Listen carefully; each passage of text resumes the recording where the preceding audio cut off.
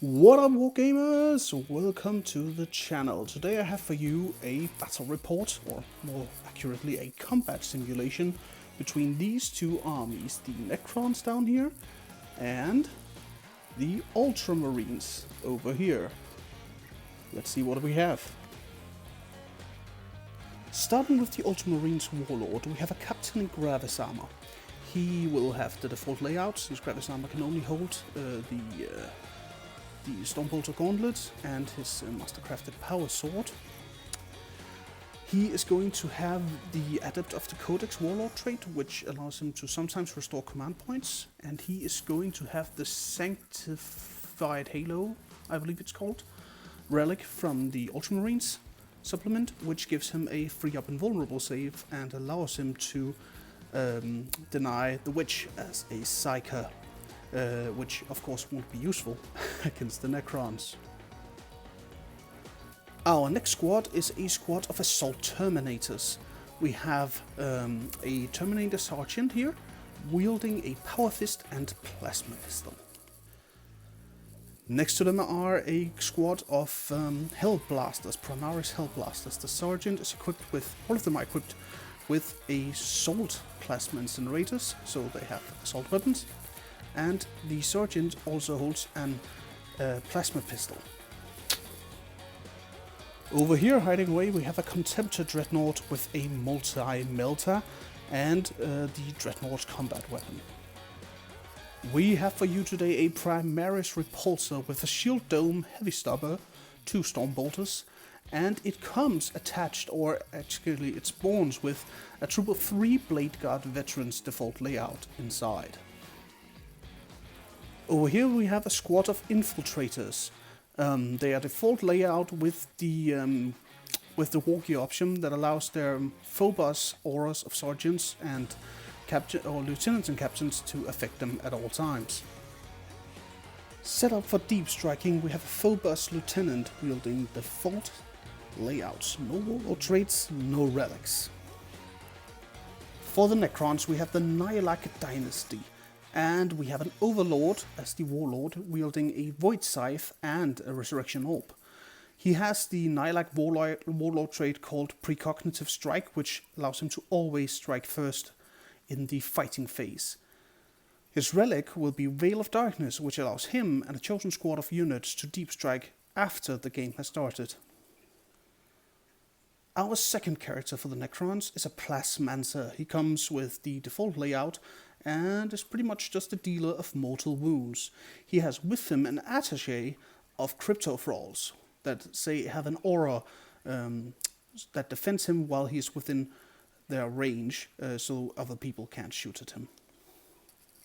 We also have a squad of Necron Warriors, 10 of which are wielding Gauss Reapers and 10 of which are wielding Gauss Flayers. These come in the blob of 20. We have a squad of Skorpekh Destroyers, 2 of which are wielding the one-handed blade, which deals a lot more damage. They also have a Plasmacyte set up in disguise to help them out after the game has started.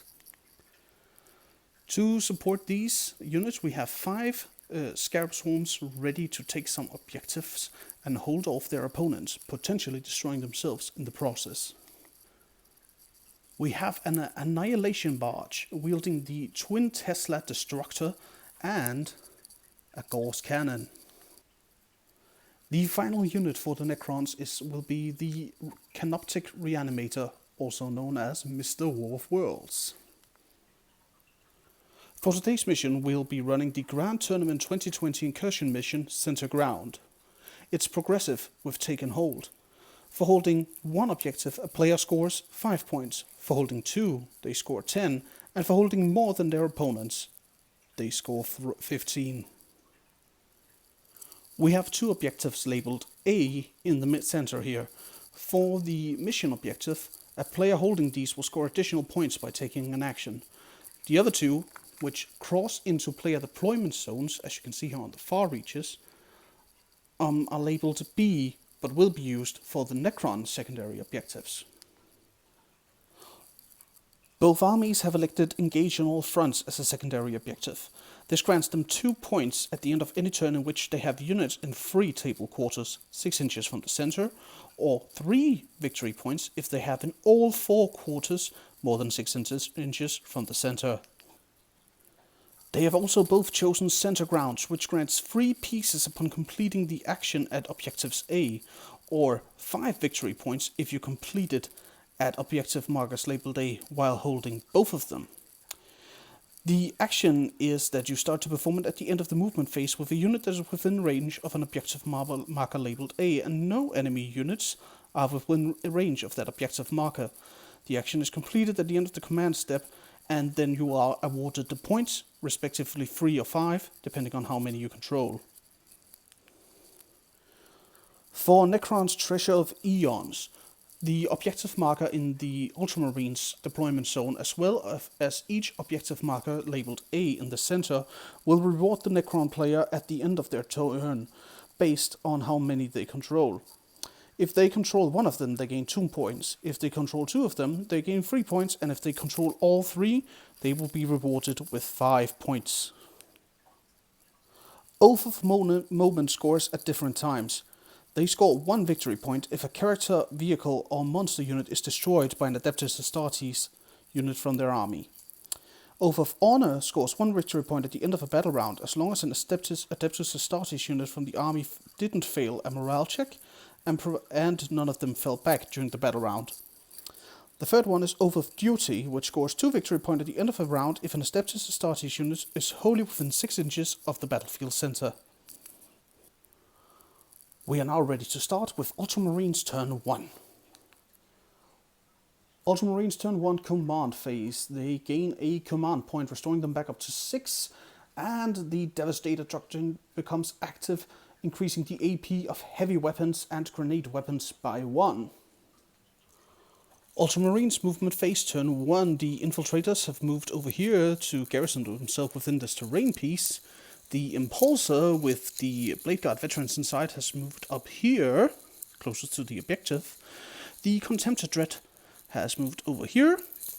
The Hellblasters advanced over here. The Assault Intercessors advanced over here, and the Captain moved to stay right behind them. The Dreadnought is firing its Multi-Melter and Stormbolter into the Annihilation Barge over here. We have 2 shots hitting on 3s.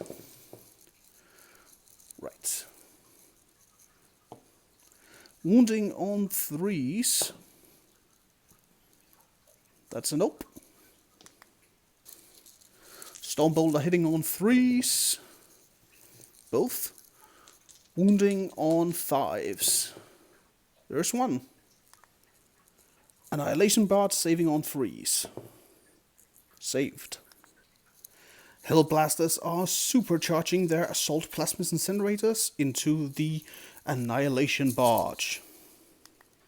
15 shots hitting on 4s because of the advance, re-rolling ones because of the aura from the Captain.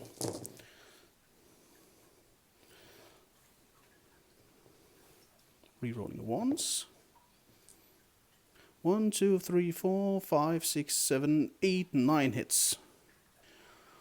Wounding on 3s because of supercharge. That's pretty good. Actually, there was wounding on 4s because of the Disruptor Shield, but we only wounded on 4s, 5s, and 6s, so that's no problem. Saves on 5s because of the Invulnerable save. There is 1 save. 10 damage, the Annihilation Barge goes down. The Impulsor is firing both of its Stormbolters into the Necron Warriors. Hitting on 3s. No re-rolling. Wounding on 4s. A single wound. Saving on 4s. No save. 1 damage, and Necron Warrior dies. Iron Tail Heavy Stabber into the same target, hitting on 3s. Nice. Wounding on 4s. Here we go. AP -1 saves on 5s. 1 save, 1 dies. Reanimation protocols for these two. Both of them return. The 3 infiltrators up here are firing their bolt carbines into the Necron Warriors. Hitting on 3s. 2 hits. Wounding on 4s. There we go. Saving on 3s. 1 goes through, and Necron Warrior dies. Reanimation protocols. Fails. That's the end of Ultramarines turn 1. Quite a devastating turn 1, removing that Annihilation Barge. I forgot to mention earlier, the Bladeguard veterans have left. They have disembarked the Impulsor and are taking the center ground action with this. If the Necrons aren't careful, the Ultramarines will have complete control and already fully score for the secondary objective at the start of the next turn. They also score 2 points for engaging on fronts, as they have units in 3 different table quarters, setting the score at 2-0. Command phase of Necrons turn 1, they gain a command point and the Protocol of Vengeful Stars become active. This means that wound rolls of 6, of course, improve the armor penetration of ranged weapons by 1. The Overlord activation will be done, granting these Necron Warriors +1 to hit. The Plasmancer is now about to toss out his plasma on these Bladeguard veterans. 3 dice are rolled. For every 4 up, they suffer a mortal wound. 2 mortal wounds. That's devastating. Here we are at the end of the movement phase. The Cryptothralls have moved over here, with the Plasmancer over here, still providing him with that "you cannot shoot me" bubble, but now taking the light cover there.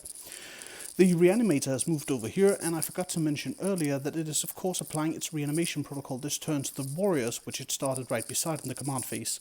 The Skorpekh Warriors have moved over here and are hoping to charge into these Bladeguard veterans with a good roll. The Scarabs are remaining stationary, just nudged a bit more to the left, because they want to keep that objective safe. The big play here is the Veil of Darkness play from the Necron Overlord, which has brought himself and 19 warriors over here, ready to take down that Dreadnought. Shooting phase begins. The warriors are going to split fire. We have the shots from the Flayers going into the Infiltrators over here, and the shots from the Reapers are going into that Dreadnought. Necrons are burning a command point for Solar Pulse, removing the benefits of cover from the Infiltrators. Because 4 of the warriors are within half range with a rapid-fire weapon, we have 14 shots going into the Infiltrators. Due to Solar Pulse, we ignore cover, we are hitting on 3s, and 6s are exploding with extra armor penetration. And we're actually hitting on 2s because of my will be done. So, that was pretty nice. 12 hits. Wounding on 4s, because 4 strength weapon against 4 toughness unit.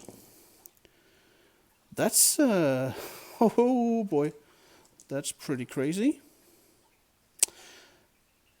So that's saving at 4s for the Infiltrators. They make 1, 2, 3, 4 saves, taking 5 damage, 2 Infiltrators dead, 1 with a wound. 10 shots of Gauss Reapers into the Dreadnought, hitting on 3s with hitting on 2s with exploding sickness 6s into additional AP. These 3 shots are at AP 3, and we have a single miss. That's pretty good. Now we are wounding on, what are we wounding on? We're wounding on 5s, and we're going to put these 3 first, because they are the -3 AP. One of them is a -3, and the rest of them don't wound. 1 save at -3. 5 up invulnerable save. 1 damage. The Plasmancer is firing his plasmic lance into the Blade Guard veterans. The 3 shots.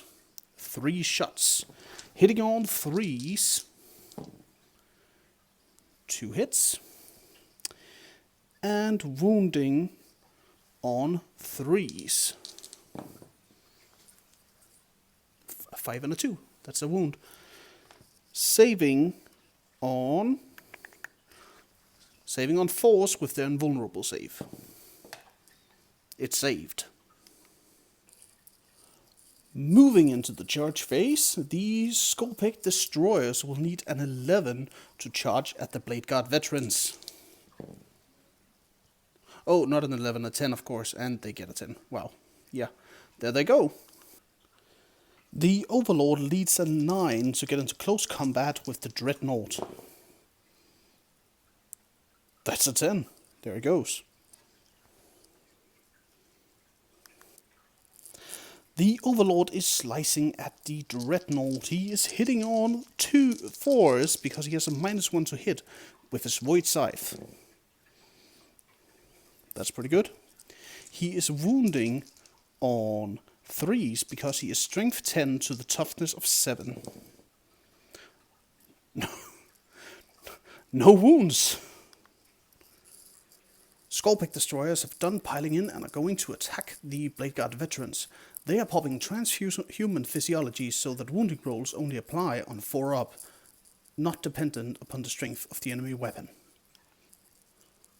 Skorpekh Destroyers with the hyperphase threshers have 12 attacks, hitting on 3s. That's pretty nice.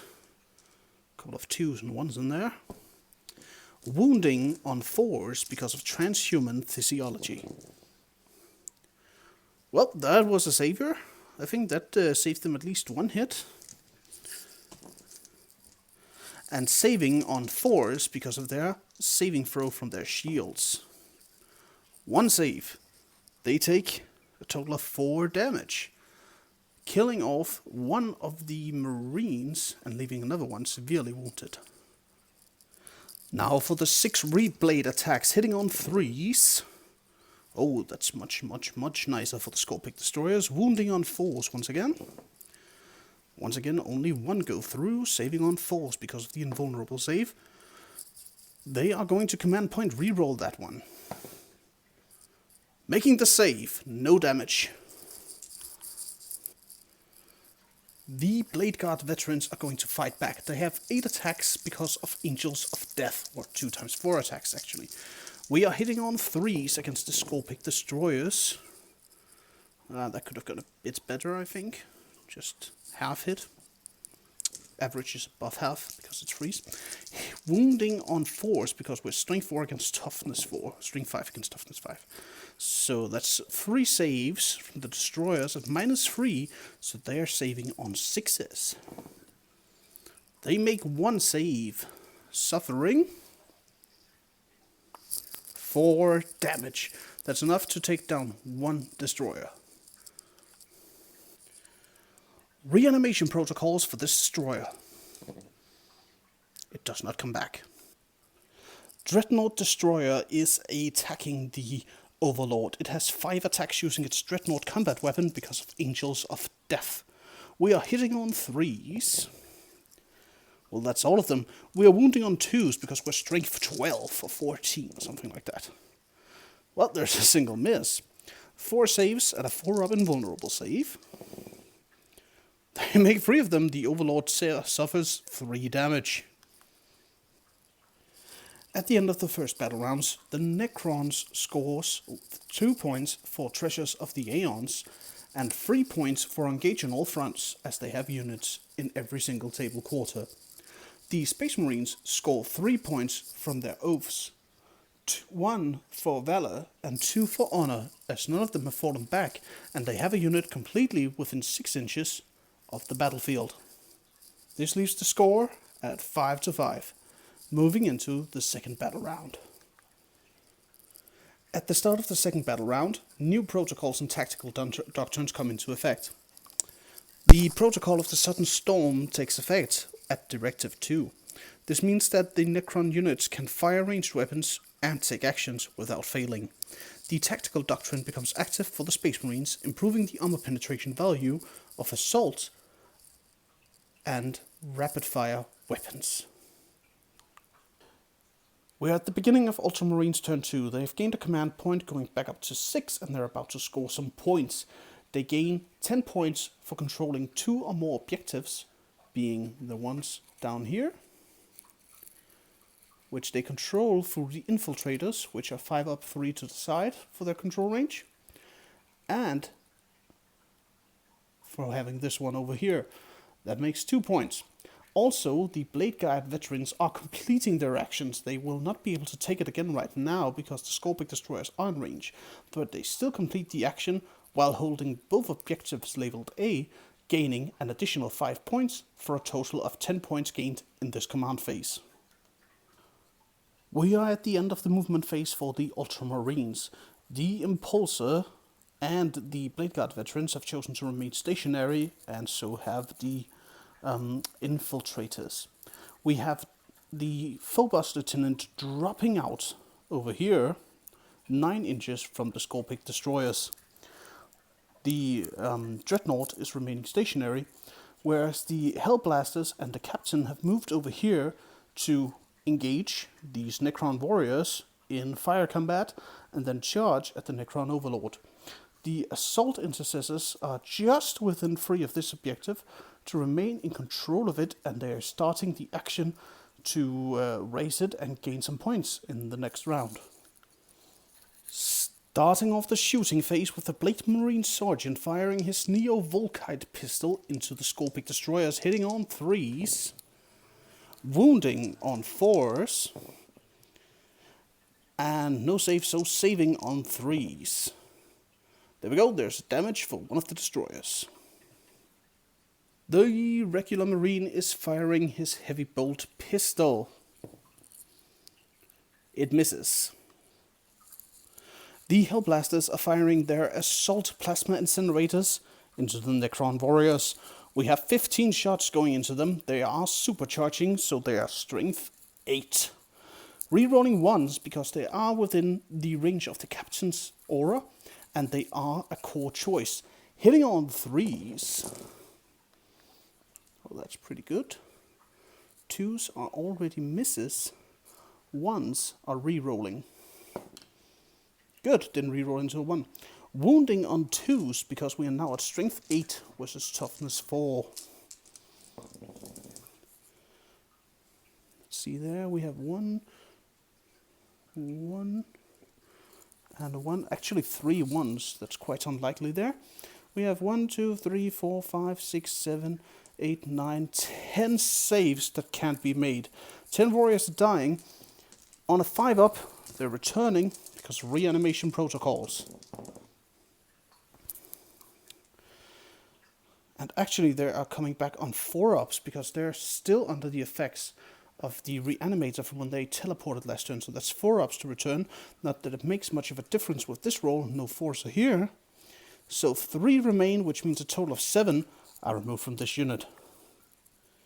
The Impulsor is declaring to shoot its Stormbolter into the Necron Warriors over here, but the Irontail Heavy Stubber is going into the Cryptothralls down there. Doing the Stormbolters first, hitting on 3s, and we are in rapid fire range. That's all of them. Wounding on 4s because we're strength 4 to toughness 4. That's 4 hits. No negative saves, so saving at 4s. Once they 3 go down, reanimation protocols on 4 ups, they come back. To come back, a single model dies. The Impulsor is firing its Irontail Heavy Stubber into the Cryptothralls, hitting on 3s. Well, that's pretty decent. Wounding on 4s. Oh, also pretty cool. Saving on 3s because they are AP -1, but a +1 from the light cover granted by standing in contact with the barricade. So saving on 3s. They fail 1, taking 1 damage.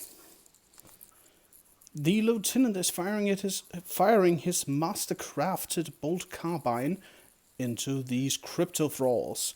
Hitting on 3s. Let's hit.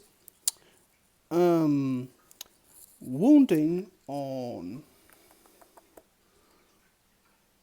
4s. There we go. And they are saving on 4s because they do not get the benefits of cover from this roll because of the mastercrafted auto bolt carbine. They succeed. Moving into the charge phase, the Phobos Lieutenant is in need of a 10 to make it to those Skorpekh Destroyers on the other side. He gets it! Just right now realizing that we forgot to fire these infiltrators, or actually so yeah, they are going to fire their bolt carbines into the Necron Warriors over there. 8 shots because of rapid fire, hitting on 3s. That's pretty decent. Wounding on 4s.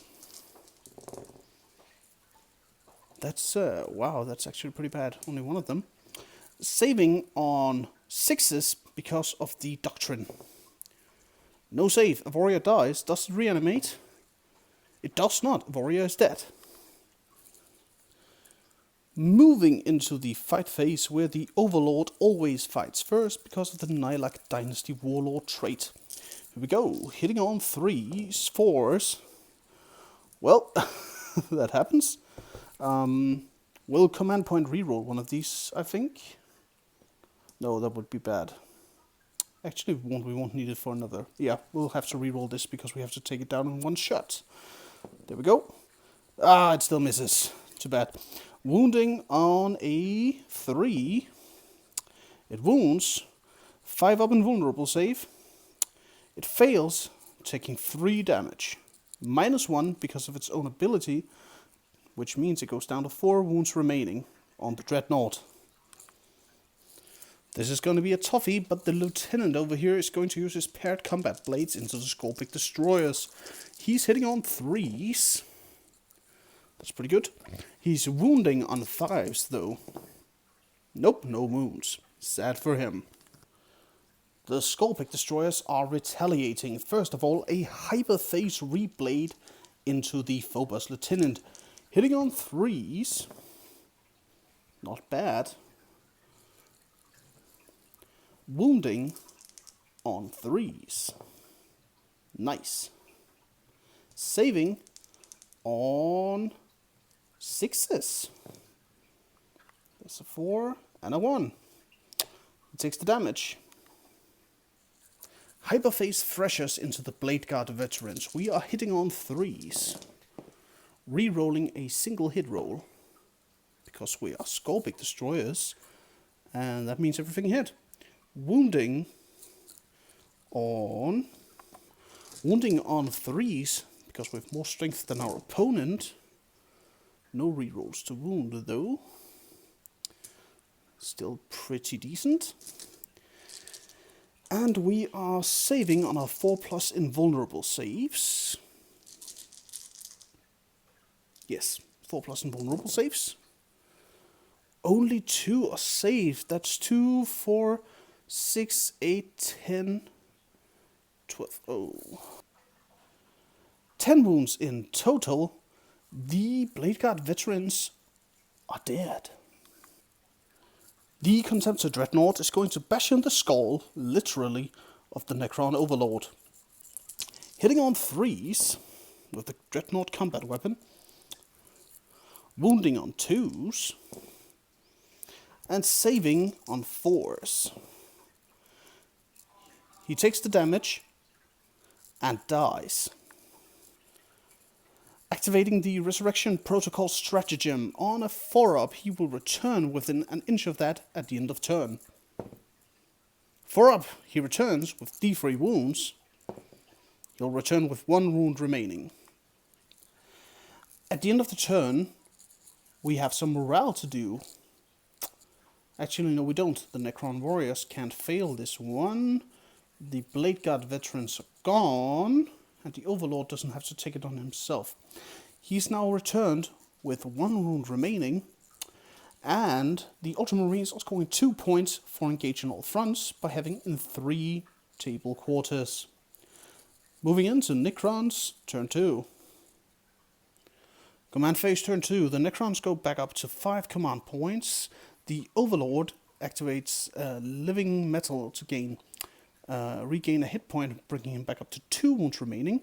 He activates My Will Be Done on these Necron Warriors and activates his Resurrection Orb, forcing them all to start reanimating in just a moment.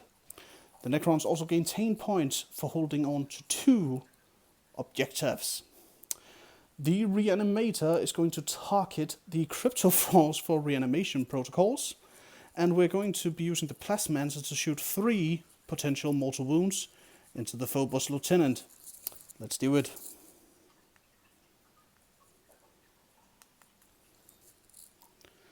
Four up becomes a mortal wound.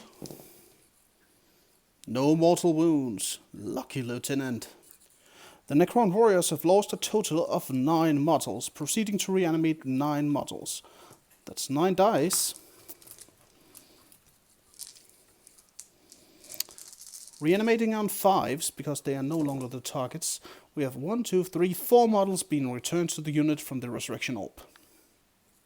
Skorpekh Destroyers also recover a wound from living metal, and so does the Cryptothralls. We're at the end of the Necron movement phase, and as you can see, the warriors have moved up slightly. Now, just barely within 3 of this, so they can start taking the action. They are going to burn a command point on Reclaim a Lost Empire, the Nihilakh dynasty specific stratagem, which allows them to not fail their attacks while taking actions. The Overlord has moved a lot back over here after respawning. He is taking cover behind these warriors, attempting to not die. On the other hand, we do have Scarab Swarms moving in on the Assault Intercessors, and the Canoptek Reanimator, Plasmancer and Cryptothrall are coming out as well to join in the fun. Now, we'll see what happens. Tiny mistake was made. Of course, the Necrons won't be needing to use the stratagem because they are already in the protocol of the Sudden Storm, allowing them to do actions and shoot without losing those. We are now moving into the shooting phase, and we are beginning with the Necron Warriors. Once again, Gauss Reapers into the Dreadnought, and Gauss Flayers into the Infiltrators.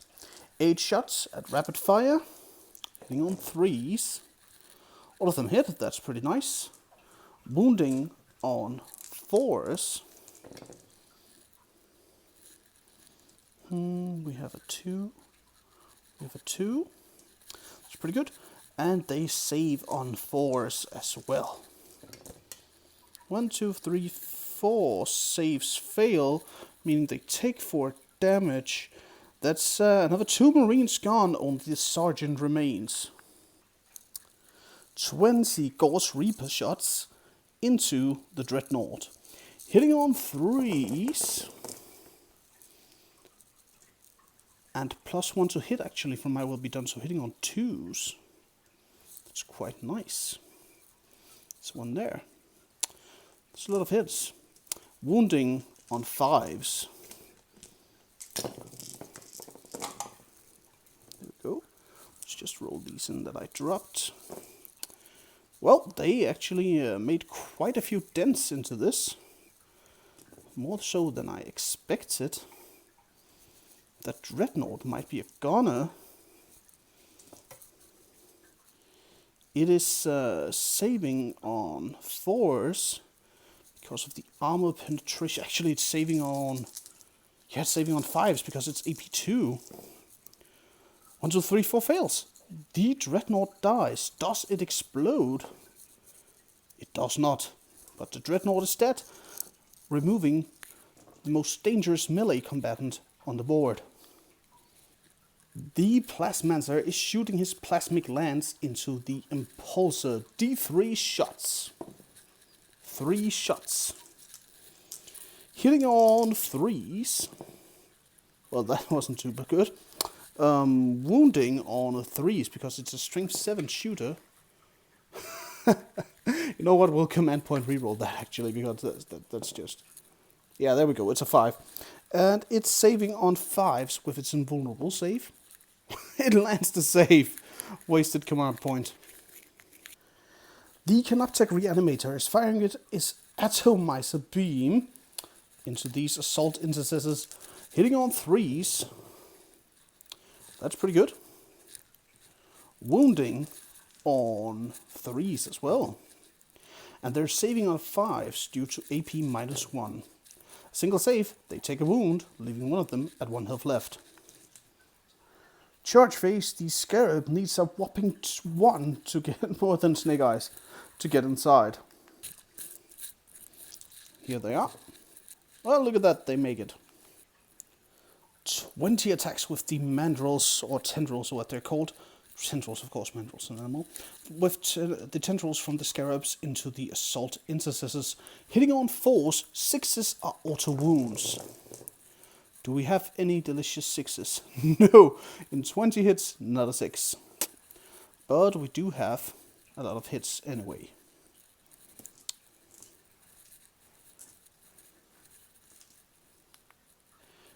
Eight hits, wounded on 5s, because they're only strength 3. Huh, now we score 3 6s, will you look at that. Saving on 3s, because there is no AP. They actually fail 2, so a Marine dies and one of them is left with 1 wound. The defending player chooses the first fight, and so the Phobos Lieutenant is using his paired combat blades into the... I was about to say skeletal. The Skorpekh Destroyer, hitting on 2s with 4 attacks. Misses a single one. Wounding on 5s. 3 wounds at AP -1. So we're saving on 4s. 2 fails. That's almost 1 down. Skorpekh Destroyers have piled in. 2 of them are now in range. Actually, 3 of them. No, 2 of them are in range to strike at the Phobos Lieutenant, still staying a bit away from the Impulsor over there. 6 attacks, hitting on 3s, wounding on 3s, re-rolling hit rolls of 1. 4 hits. Wounding on 3s.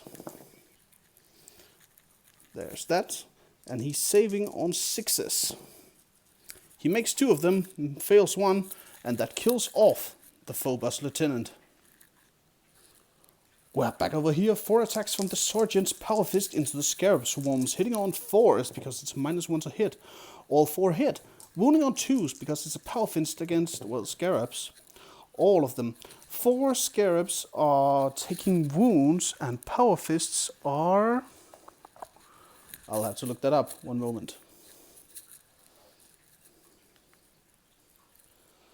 Power Fists are, of course, damage 2, which means 8 damage have been dealt. So that's 3 damage, that's 6 damage. This one takes 2, has 1 wound remaining. 12 attacks from the chainswords, since they have been charged this turn from Angels of Death. And also chainswords grant an additional, so that's 4 attacks per model, times 3, that's 12. Hitting on 3s. They are not within 6 ranges anymore, so no re-rollings. Still plenty. Wounding on 3s as well, because Scarabs are ridiculously weak.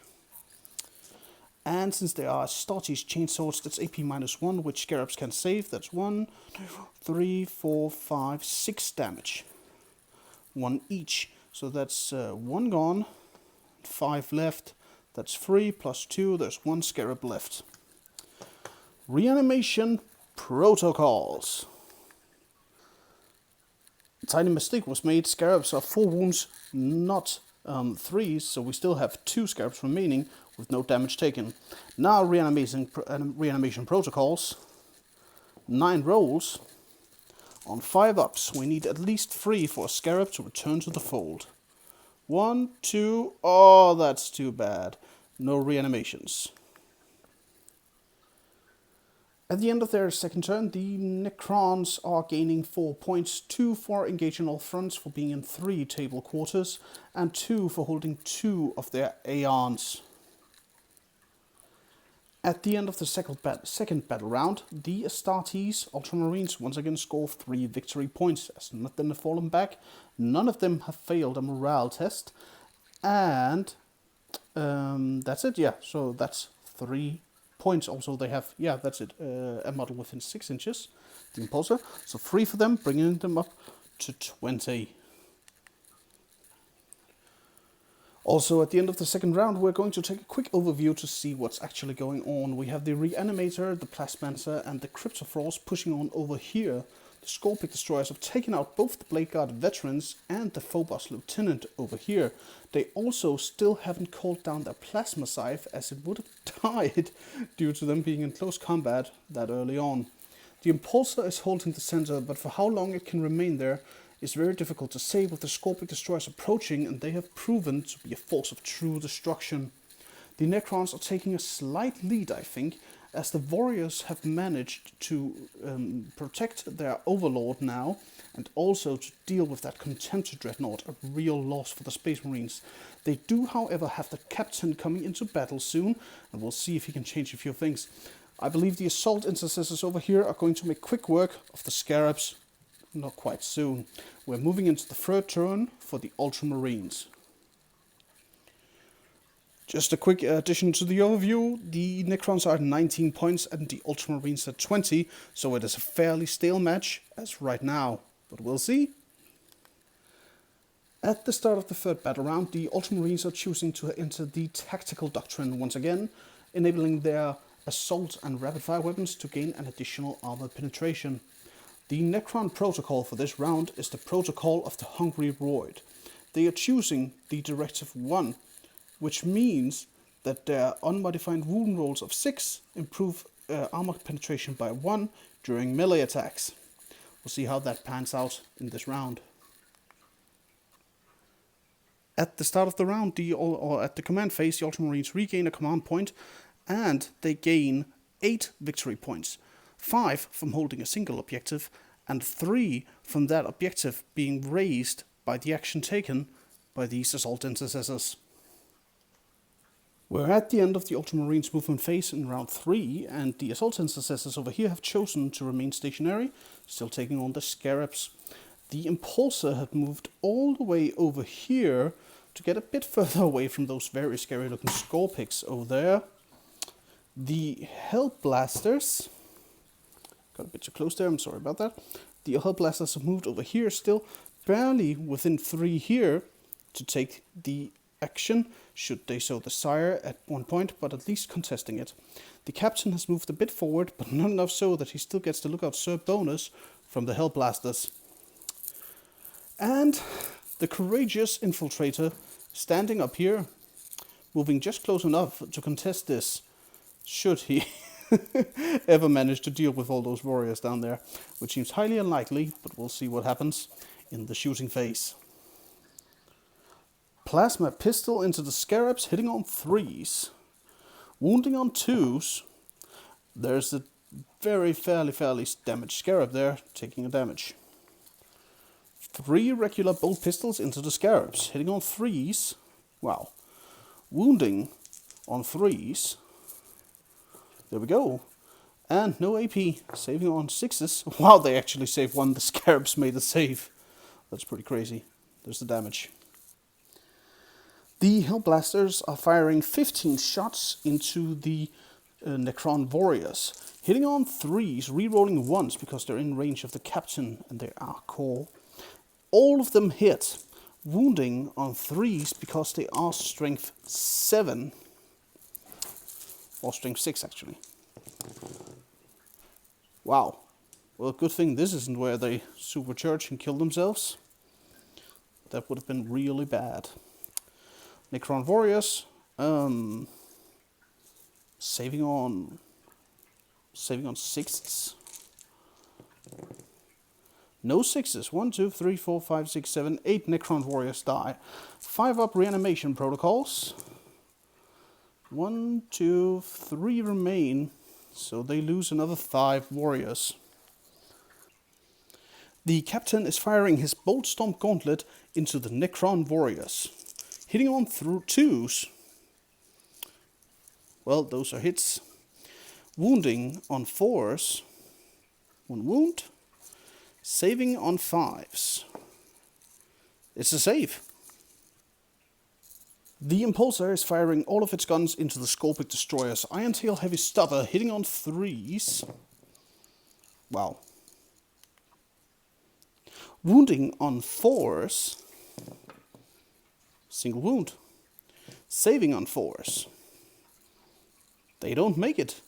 That's the damage, killing off this destroyer that had already taken some. Nice. Quick video edit here. We popped Avenge of the Fallen on the Skorpekh Destroyers when they killed off the Blade Guard veterans and Phobos Lieutenant. However, it was somehow lost to the footage, and the command point was regained through edit of the codex. So yeah, but we now have the buff against the Skorpekh Destroyers for the rest of the game, and we'll try to remember it. Thanks. 4 shots from the Storm Bolter hitting on 3s again. Rerolling once because of Avenge of the Fallen, Avenge the Fallen, not of the Fallen. All hits. Wounding on 5s. 2 wounds. Saving on 3s. Failing both. That's another 2 damage. Sorry for that, Destroyers. Reanimation protocols for this one, as the Impulsor is now done shooting. 3 5s maybe? No, not even close. It's gone. Firing this Mastercraft Bolt Carbine into the Necron Warriors down here. Hitting on 3s. Oh, that's priceless. Wounding on 4s. Saving on 5s. Oh, look at that, nothing happened. Entering the fight phase as no charges are to be made for the Ultramarines, who are still in quite the pickle here.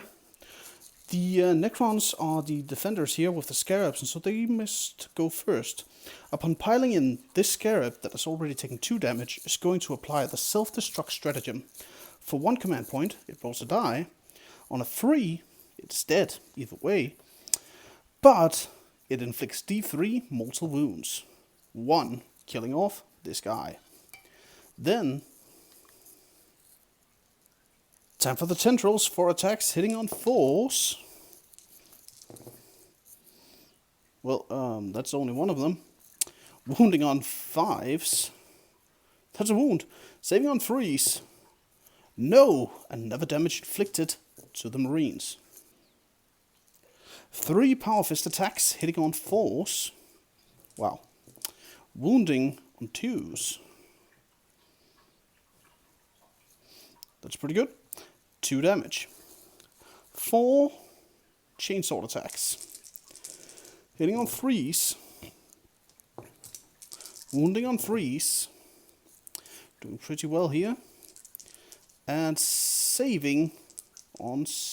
well, it can't save, it's dead. There goes the last Scarab.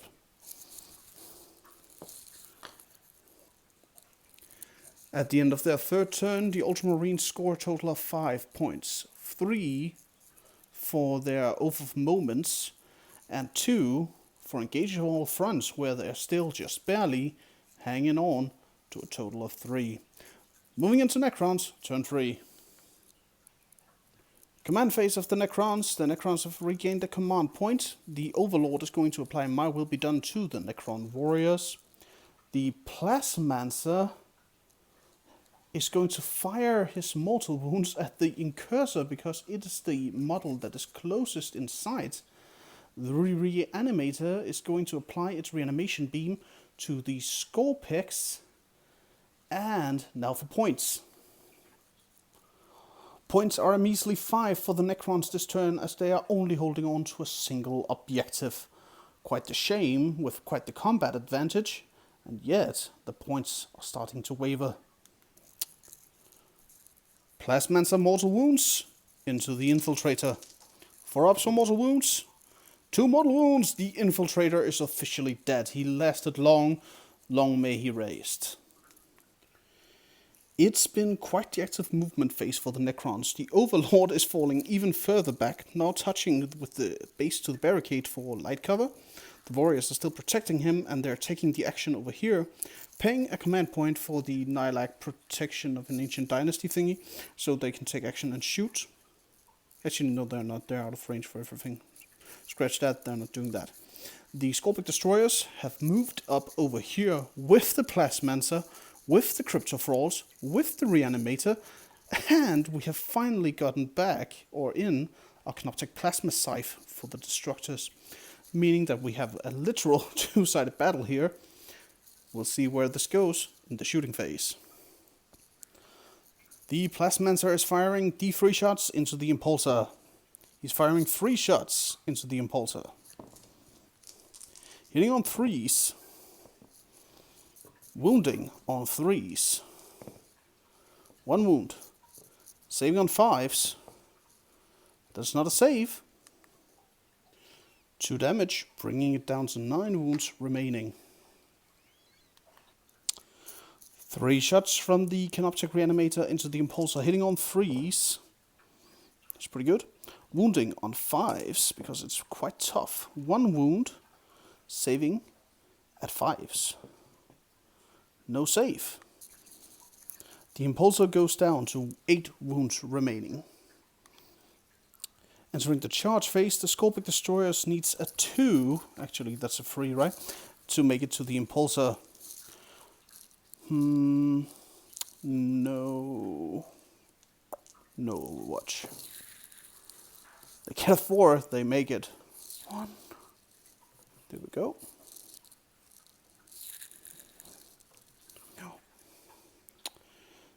No. This one is actually only going there.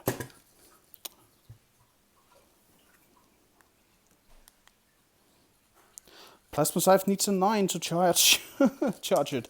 Here we go. He gets a 10. He makes it. The Plasmacyte is prodding the Destroyers, rolling a die. On a 1, a Destroyer dies. That's a 3. No dead Destroyers. They get +1 to strength and +1 to attacks for this phase. Right, we're fighting. We've piled in. Let's roll 8 attacks from the hyperphase Reef Blades into the Impulsor, hitting on 3s. Rerolling a hit roll of 1. There are none. Wounding now, because of the +1 on 3s. 2 wound. Well, that just happened. Good thing I checked the others. That piece of terrain is quite unstable. Saving on 5s. Yahtzee? Well, it makes the saves. Coming up next, the hyperphase Reef, whatever they are, the dual wielders. Right, 10 attacks, because they got the bonus from the Plasmacyte. I'm a bit shocked by that last one. But here we go, hitting on 3s. Rerolling a hit roll of 1 per model, so that's 2 dice. I know some people prefer to do this quite slowly, I don't. That's pretty decent. We are wounding on 5s, because we're only strength 6 to the toughness of 7. Wounding on 5s, that's 3 saves at 4. It makes 2 of them, but it takes 2 damage. The Plasmacyte has a single attack hitting on 4s. It does not. The Impulsor is attacking the Skorpekh Destroyers. 4 attacks because of Angels of Death. Hitting on 6s. I think it said. Never mind. Checking. Yup, there's a single hit there. Wounding, get this, on 3s. It's strength 7. It's wounding. Saving on 3s. No save. The Skorpekh Destroyers takes the damage. That actually kills off this one. Good going, Impulsor. Reanimation protocols, they have the beam, so 4 ups. Oh, so close. So close. At the end of the 3rd battle round, the Necrons gained 3 points from Treasures of the Aeons, bringing it up to 27 against the Ultramarines 28. What a nerve-wrecker this one is. We're entering the 4th battle round, and so we have new protocols and doctrines. We have the protocol of Undying Legions, and we are choosing Directive 2 here, which means that we can reroll one of the dice every time we roll reanimation protocols for a unit. We are also we're also entering the Assault Doctrine for the Ultramarines, which means that their melee weapons and pistol weapons receive an additional armor penetration. Moving into Ultramarines command phase, they obtain a single command point over here. Moving on. Okay, so the Ultramarines have moved. Most importantly, of course, for starters, the Impulsor has fallen back, and use the fall back and re-engage stratagem from the Ultramarines. It's a cost 1, which means it can still fire and charge. We're going to roll a die now to see if it gets back the command point on a 5. It does not. The Assault Intercessors Hellblasters over here have moved forward. The Captain in Gravis Armor is moved forward, and the Assault Intercessors move forward, obviously attempting in a moment to charge into these. We'll see how it goes in the shooting phase. 18 shots from the Assault Plasma Incinerators into the Skorpekh Destroyers. We had a bit of trouble here, but we're fairly certain that all of them can glimpse this one. So 15 shots into them. We are supercharging because we're just barely within 6 over here for rerolling 1s, hitting on 3s. Oh, and it's a good thing we did the reroll of the 1, because that means we only missed 2. And we are wounding on 3s, because we're strength 7. 1, 2, 3. We're going to command point reroll one of these, because we have absolutely no reason not to. There we go, another hit. And on a 5-up, we regain the command point. We do. We regain the command point. Saving on 5s. Saving on 6s for the Skorpekh Destroyers. Oh, wow, they fail all of these. That's 2, 4, 6, 8, 10, 12, 14, 16, 18 damage. The Skorpekh Destroyers are gone. That's probably pretty good. That means that thing is dying at the movement phase no matter what we do, but let's see if we can shoot it. Supercharged plasma pistol into the Plasmacyte. 1 shot. Oh, rerolling 1s because of the Gravis Armor, Captain. There we go. Wounding on 2s. There we go. 2 damage. Saving on 6s. Nope. Plasmacyte is dead. Good job. Assault Intercessors and Hellblasters. Seeing as the Skorpeks are now dead, we're now actually at the end of the Ultramarines' turn, since there are no more available targets. Everything else is currently out of range. Moving into Necrons Turns 4, after scoring for the Ultramarines, they actually had some falling back. They have no one within 6 inches, but they actually fall back. I don't think they actually got any points this turn, which could prove to be quite devastating. We'll see how it goes in the next turn. So, Necron Command phase, gaining 5 points for having 1, 10 points for having 2, and a total of 15 points for having more than the opponent, which means that the score is now 42 to 28 in the Necron's command phase. The Overlord is going to use My Will Be Done on the Warriors, the Reanimation Beam is going on to Cryptothralls, and in a moment the Plasmancer is going to throw his mortal wounds at whichever of these 2 is closest. We'll just have to measure that. 8.8 inches to the Hellblaster, and 7 inches to the Assault Intercessors. So 3 dice. 4 up is mortal wounds. 2 mortal wounds. They kill off an Intercessor. Oh, that's bad for the Ultramarines. They really need to keep it now. End of the Necron movement phase, we have the Plasmancer and Cryptothralls moving slightly back, but still in range to shoot. The Canoptek Reanimator is moving forward ever so slightly, just to get a better clear view. The Necron Warriors are remaining stationary whilst taking the... there's actually no action they can take down here. Huh, don't mind that. Oh yeah, there is... No, there isn't. They aren't on A's or B's. The Overlord has finally come forward, and I also forgot to mention, through Living Metal, he's regained another wound and is now at 3 remaining.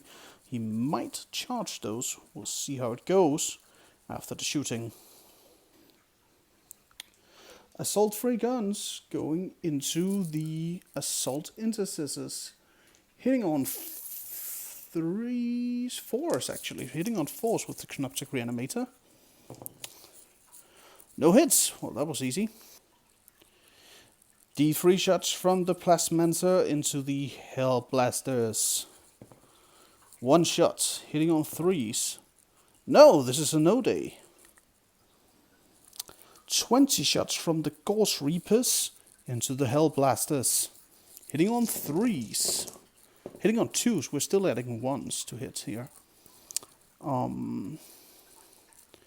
This is looking rather swell. There we go. That's not bad. We are wounding on 3s as well. Let's see if we can get all of these up here. Wounding on 3s. There we go. That's not looking far too shabby.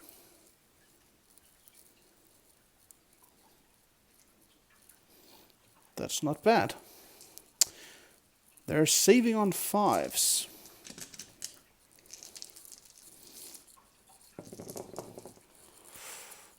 They succeed quite a few. I think they might actually survive this. 1, 2, 3, 4, 5, 6, 7 wounds, which means 2, 4, 6, and he has 1 wound remaining. Still, that's quite the hit. The Canoptek Reanimator needs a 4 on his charge roll to get into close combat with these. Well, he just barely makes it, but it's there. The Overlord needs a 6, and he scores 10. He's there. Overlord is always fighting first because of the Nihilakh dynasty trait. The Hellblasters are popping physiology, transhuman physiology, so only 1, 2, 3s can't wound them. On a 5-up, the command point goes back. It does not. Hitting them on 2s, no, on 3s, on 4s? 4s. Either way, these wouldn't hit. Command point reroll one of them. There we go, 3 hits. Wounding on 4s, 2 wounds. Saving on 7s, as Ultramarines do not have an invulnerable save. They are both dead. Well done, Overlord. We're at the end of the Necron's 4th turn, about to enter the 5th battle round. But with the scores being what they are and the boards being what they are, the Ultramarines have no way to pull back from this fight. Necron wins. I'll see you in a few moments at the post-commentary. Welcome to the post-commentary. I'm Alex with our war game, and I'll be doing all the talking as I also did all of the gaming today. This was a combat simulation, which basically meant I was playing against myself, which was a bit weird at first, but as we got into it, I actually think it kind of worked. I hope you still found it entertaining, though there might have been a few details missing around. So Necrons took the win. I thought it was a big back and forth between the first and the third rounds, but as we moved on, it became clear to me that the Ultramarines had real trouble pushing back. I actually thought on list building that I might have given them a bit of an advantage because they had more deep strike and they had 2 heavies in the form of the Contemptor Dreadnought, the Annihilation Barge, and even also the Reanimator, which is like a 50% heavy or something like that. Oh, the Reanimator, other way around. Ultramarines had the Impulsor and the Contender Dreadnoughts, which were both, like both of them had invul saves, and the Dreadnought can deal out lots of damage with that multi-melter, as it did, because in turn 1 it actually did take out the Annihilation Barge, scoring quite a few points on that and gaining quite the advantage. Imagine what the game would have looked like if that thing had survived the first round. That would have been pretty damn crazy. So yeah, that was definitely the right play for the Ultramarines. From there it went a bit downhill. With the Assault Intercessors being intercepted by Scarab Swarms, they couldn't actually get into the fights where they were needed against the Skorpekh Destroyers. So the Skorpekh Destroyers were free to chop down anything that came in to stop them. So wow, are they a mixed bag of goodness. So I played against Custodes at a point, and the Skorpekh Destroyers couldn't finish off anything, and then they go in here and just finish off the Blade Guard veterans like it's nothing, even taking down the Phobos Lieutenant as well. So that was pretty damn crazy, even though they never actually got to reanimate, but they still gained quite the advantage. And point of note, the Ultramarines should probably have fired a bit more Overwatch. I always try to not overdo the Overwatch after the command point course came in. Looking at my command point stack now and seeing that it's at 7, I think I wasted quite a few opportunities to reroll and fire. Same thing can be said for the Necrons though, because they're also at 7 command points still. So there could have been a lot more interactions through that. It's something that I, as a quite inexperienced player, I just got into the game a year ago, will have to work at more and more, but you're seeing a few command points getting into play here. You're seeing protocols and tactical doctrines and such into play, so you're still seeing some of what they can do, and more will be added as this channel develops and as I develop as a player. I would like for you all to leave a comment down below telling me a few pointers on this video. I would really appreciate that. Tell me something about the style of how I did it. Camera moving is something I can always work on, even though it is quite difficult to actually fix since I'm using a... Well, yeah, actually it's not. I can just buy myself another selfie stick. A better selfie stick than the one I have right now. An actual tripod and a better camera than my phone perhaps could work. So, and same for the sound. I could get a proper mic, but we're currently testing with this. And during the first testing rounds it sounded okay, but let me know if you couldn't actually get what was happening. Also considering background music, etc. Let me know what you think. Did I miss anything? Did I mess up any rules? Also let me know that. What are your hobby projects of 2021? This is one of the topics I would like to get started more talk on. One of mine is, of course, the Hobby a Day challenge, which I'm doing over at #HobbyADay2021 on Instagram and Facebook, where I try to paint a model for at each day of the year. It doesn't have to be every day. That just means you'll have to do 2 days a week at another point in time if you mess up. I'm currently at 156 model or something, so I'm doing rather well with a month in advance, where if I get sick or something, I can last that. So try to get in on that. Yeah, I hope you enjoyed this video. I certainly did. It was nice to get to toss around a few miniatures here during the COVID pandemic today. This is not something I've done for the last time. I'll try out different Necron lists, different Ultramarines lists. I have 5,000 points of Ultramarines in my locker, so if there are any units you want to see in play with the Ultramarines, let me know. Should the game maybe be smaller? I considered 500 points. Yeah, let me know. I'd also greatly appreciate it if you'd hit subscribe and like on these videos and on my channel. I'll get to producing more content. As the country opens more up, I'll have guests for us to play. Mostly these 1,000 point battles, because 2,000 points are lots of effort to shoot. But we'll see where it goes. I've been Alex. I hope you enjoyed this, and I'll see you all next time.